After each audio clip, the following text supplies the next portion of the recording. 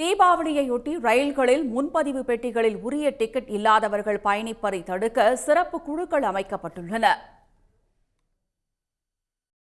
தீபாவளி பண்டிகை நெருங்குவதால் சென்னை, கோவை உள்ளிட்ட முக்கிய நகரங்களில் வசிக்கும் மக்கள் சொந்த ஊருக்கு செல்ல துவங்கியுள்ளனர். சென்னை, திருச்சி, மதுரை, கோவை, திருப்பூர் உள்ளிட்ட முக்கிய நகரங்களில் வசிக்கும் வெளி மாநில தொழிலாளர்கள் அதிக அளவில் செல்வதால் ரயில் நிலையங்களில் பயணியர் கூட்டம் அதிகரித்துள்ளது. ரயில் டிக்கெட் உறுதியாகாமல் இருந்து காத்திருப்போர் பட்டியலில் இருக்கும் பயணியரும் முன்பதிவு பெட்டிகளில் ஏறி விடுகின்றனர்.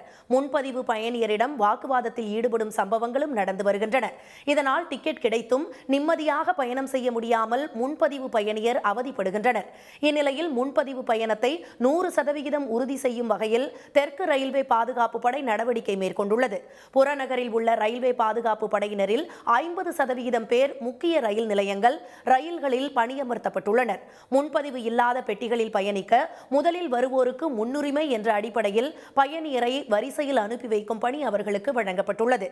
சென்னை, கோவை, பெங்களூரு, எழும்பூர், திருச்சி, மதுரை, திருநெல்வேலி வழித்தடங்களில் செல்லும் ரயில்களில் ரயில்வே பாதுகாப்பு படை குழுவினர் சோதனை நடத்துவர் என்று கூறிய அதிகாரிகள் முன்பதிவு இல்லாத பெட்டிகளை ஆக்கிரமிக்கும் மற்ற பயணியரை கண்டறிந்து அபராதம் விதிக்கப்படும் என்று எச்சரித்தனர். தெற்கு ரயில்வேயில் 50 சிறப்பு குழுக்களை அமைக்கப்பட்டிருப்பதாக கூறிய அதிகாரிகள் ஒவ்வொரு குழுவிலும் டிக்கெட் பரிசோதகர்கள், ரயில்வே பாதுகாப்பு படையினர், ரயில்வே போலீசாரும் இருப்பர் என்று கூறினர்.